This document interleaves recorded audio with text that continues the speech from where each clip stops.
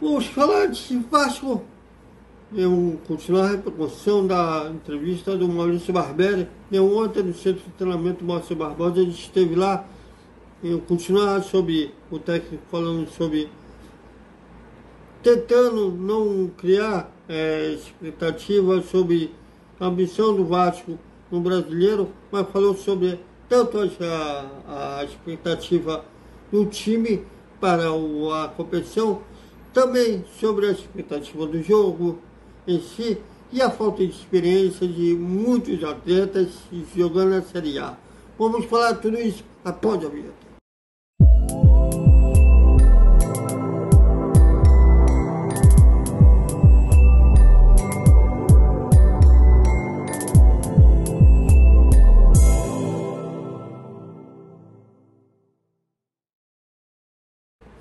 Salve, salve galera do Vasco. Ontem cometi um pecado capital, me esquecer não na correria, eu sabia, mas mencionar aqui o aniversário do Roberto Dinamite, que ele estaria fazendo 69 anos. Mas o Roberto é um personagem que para mim nunca morre, né? Ele, tantos ídolos, né, no meio de futebol, o próprio Pelé também, que faleceu também ano passado, né? O Pelé foi em dezembro, final do ano passado, início desse ano, o Roberto. Mas seja como for, é um cara que sempre vai morar no nosso coração. Por morar no nosso coração, ele não morre. Então, onde ele estiver, se eu tivesse um poder telepático, né, daria os parabéns ao Roberto Dinamite. E claro que a gente vai sempre ser grato a ele por tudo que ele fez ao Vasco como jogador. Inclusive, nenhum atleta vai chegar no nível dele. Então, é um cara que a gente sempre vai lembrar com muito, muito carinho. Bom, e continuando a repercussão na coletiva ontem, no Maurício Barbieri, inclusive no nosso Boa Noite Vascaíno, a gente iniciou a repercussão, botamos o vídeo todo para não ficar longo demais, nem aqui vai ser tudo, porque fica um palavrão.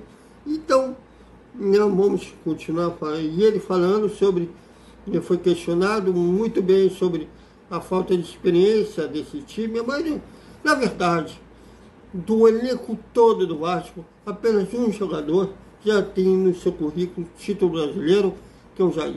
A gente tem um número grande, né, de jovens jogadores, todos eles de muito potencial, todos eles com uma capacidade de crescer e se desenvolver na carreira, atingir um nível muito grande, mas sem dúvida nenhuma são jogadores jovens. Se eu não me engano, a gente tem 7 jogadores com mais de 38 jogos em Série A, e aí eu estou falando 38 jogos porque é um número de um campeonato todo, né? Então eu acho que essa lacuna nesse quesito experiência, sem dúvida nenhuma, é um fator de dúvida, no sentido de que a gente precisa ver como esses garotos vão responder, pelo que eles têm apresentado do início do ano até agora, pelos que eles têm apresentado nos confrontos com grandes equipes que disputam o Campeonato Brasileiro, pelo que eles têm apresentado nos treinamentos. Eu me sinto seguro para dizer que tenho uma expectativa muito positiva em relação ao desempenho deles, o crescimento e desenvolvimento deles. Mas, sem dúvida nenhuma, nesse momento, esse elenco, essa equipe é uma equipe jovem e faz parte daquilo que a gente falou em muitas outras oportunidades, desse processo de reconstrução, de reformulação. A gente teve a saída de 24 jogadores, a chegada de 14, é muita mudança, falando em 3, 4 meses de trabalho. Eu enfatizei isso em uma outra oportunidade e fiz um paralelo em relação à Avenida Brasil. Vocês se lembram bem que o caminho é difícil e tortuoso. Isso não mudou de 3 semanas para cá, continua, a gente tem grandes desafios pela frente, mas eu acredito que a gente vai fazer uma grande competição e vai terminar de forma bastante positiva.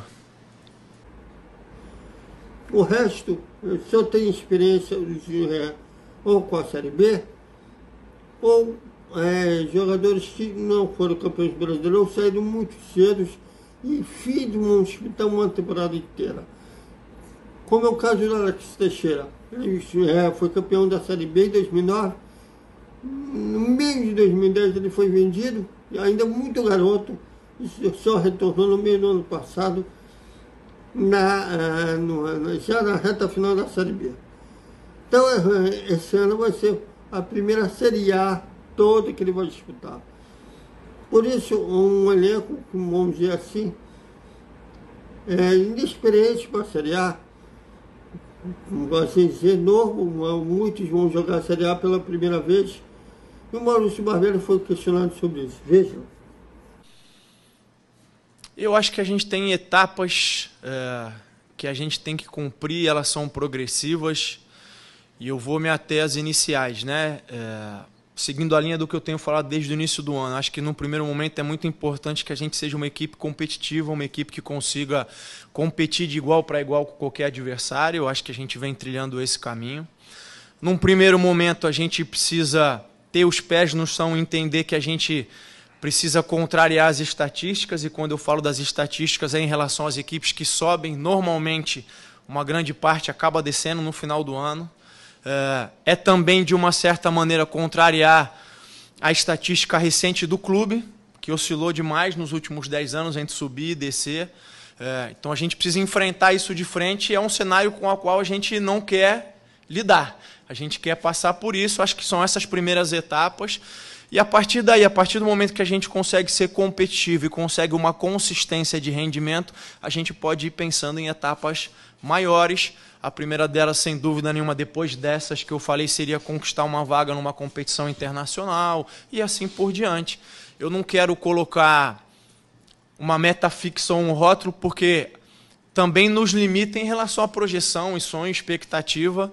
E a ideia, como eu disse, é que a gente possa competir com qualquer equipe num campeonato duro, em que a consistência acaba falando mais alto no final.